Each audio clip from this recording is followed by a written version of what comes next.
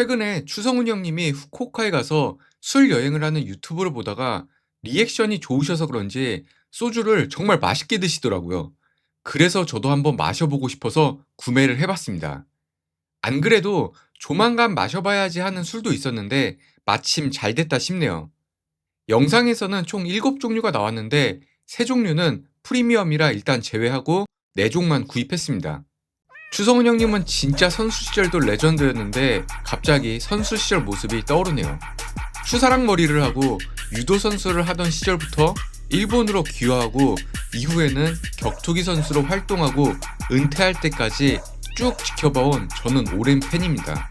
그리고 지금도 늘 응원하고 있습니다.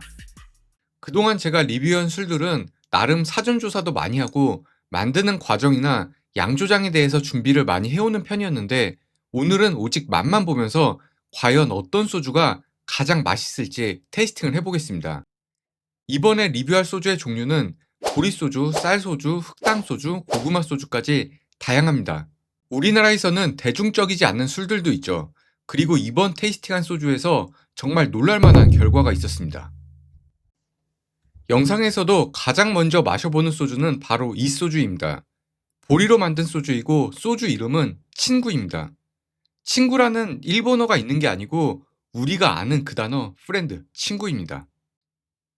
대마도와 후쿠오카 사이에 있는 이키섬이라는 곳이 있는데 그곳에서 생산되고 있습니다.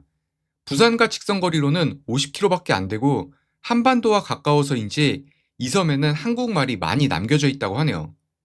최근에 저는 보리소주도 만들고 여러 보리소주를 마셔보고 리뷰하면서 요즘 보리소주가 많이 친숙한 편입니다. 보리소주의 가장 큰 특징을 꼽아보자면 쌀소주와 달리 보리향이나 곡물향이 상당히 직선적이고 직관적입니다. 누가 마셔도 이거 보리향인데 싶습니다. 대부분 보리소주는 두 가지 누룩 중 하나를 택해야 됩니다. 하나는 쌀로 만든 누룩이고 다른 하나는 보리로 만든 누룩입니다.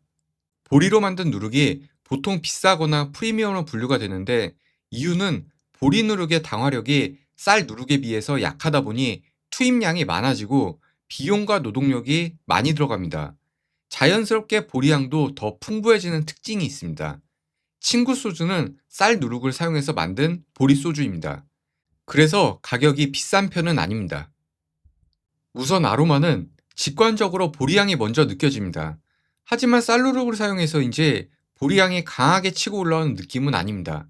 대신 은은한 꽃내음이 살짝 올라와서 전체적으로 부드럽고 조화로운 느낌을 줍니다. 쌀누룩의 비중이 꽤 높지 않을까 추측이 되는데 정확한 비율은 알 수 없고 어디까지나 개인적인 생각입니다. 입안을 살짝 적셔보면 첫인상은 단맛이 먼저 마중을 나옵니다. 그 뒤를 이어 보리의 고소함이 따라오고 마지막에는 은근한 쌉쌀함으로 마무리가 되네요. 전체적으로 비어있는 맛은 없지만 바디감이 다소 가볍게 느껴집니다. 텍스처는 부드러운 편이네요.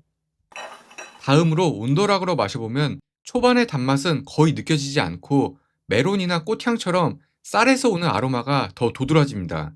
이어서 보리의 고소함도 은은하게 감돌고 쌉쌀한 피니쉬가 꽤 괜찮게 마무리가 되네요. 제 생각에는 전체적으로 가볍게 즐기기 좋은 스타일의 소주라고 생각이 듭니다. 초반부터 끝까지 향과 맛의 공백이 없이 이어지는 느낌이라 완성도도 좋아 보입니다. 다만 보리 소주로서 보리의 존재감이 약하게 느껴지는 점은 조금 아쉽습니다. 적당한 금액에 구매가 가능하다면 충분히 추천드릴 만한 소주라고 생각이 듭니다. 이번에 마실 소주는 야마세미입니다. 쌀로 만든 소주이며 미야자키현의 오스즈야마 증류소에서 생산된 제품입니다. 이 양조장은 위스키, 진, 고구마 소주 등 다양한 주종을 함께 다루는 것으로도 유명합니다.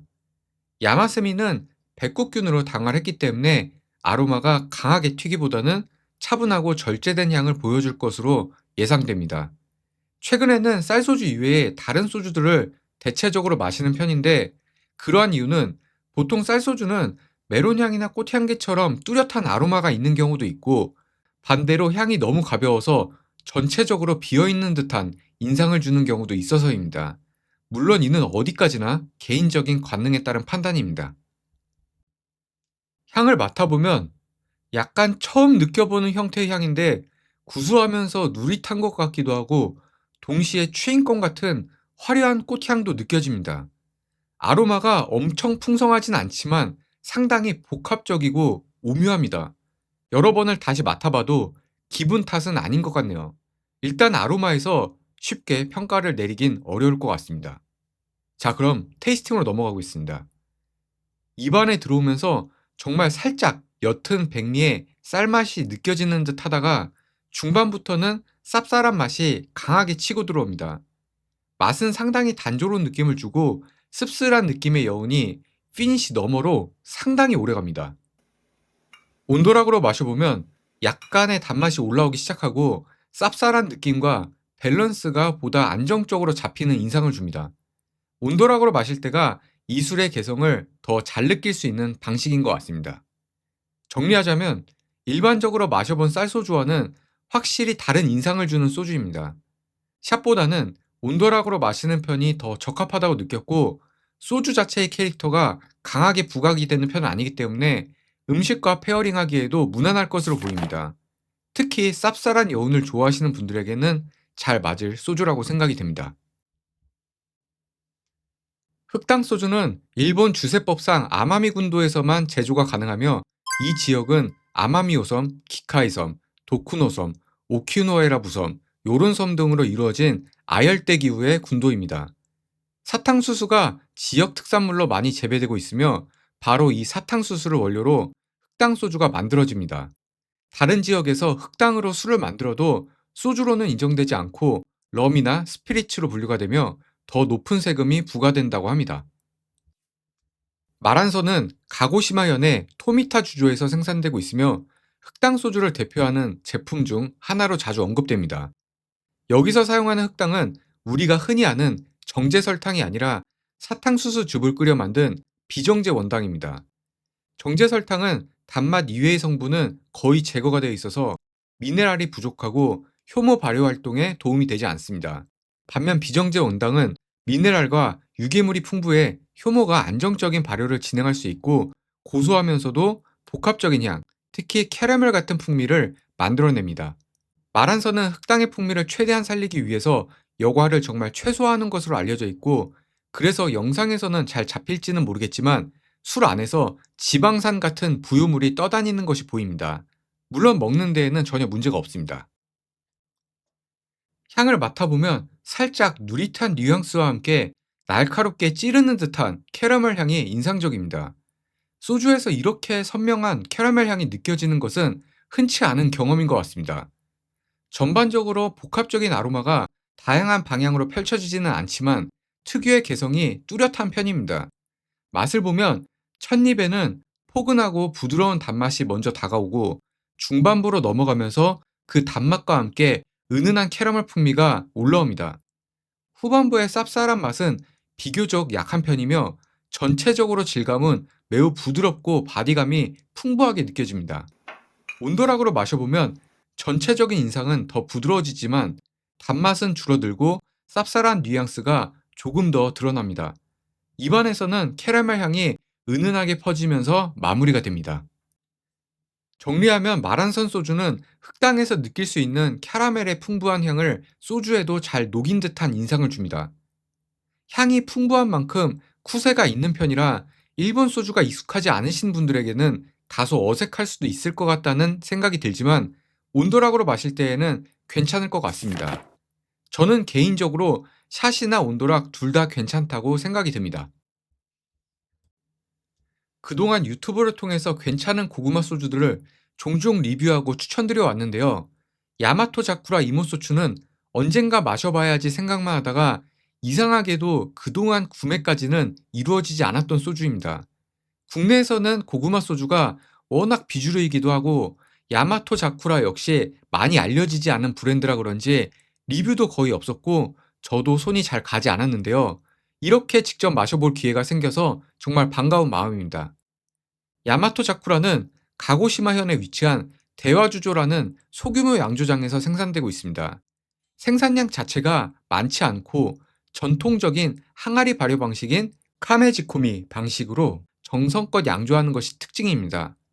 또한 백국균을 배양한 쌀 누룩으로 당화를 진행했기 때문에 향 자체가 강하게 튀기보다는 전체적으로 조화롭고 부드러운 풍미가 예상됩니다.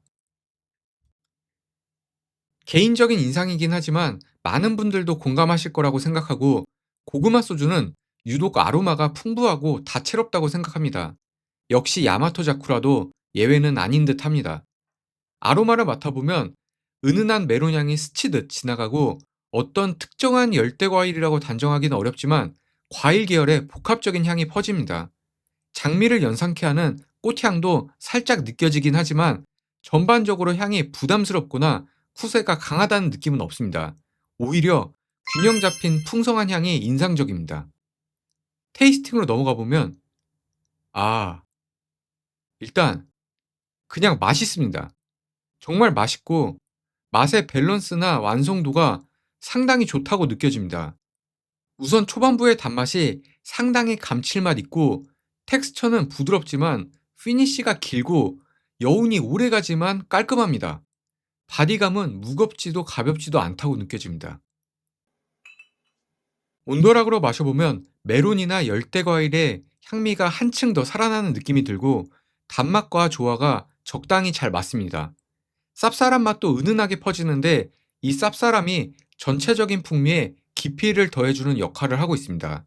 여운 역시 굉장히 길게 남아줍니다.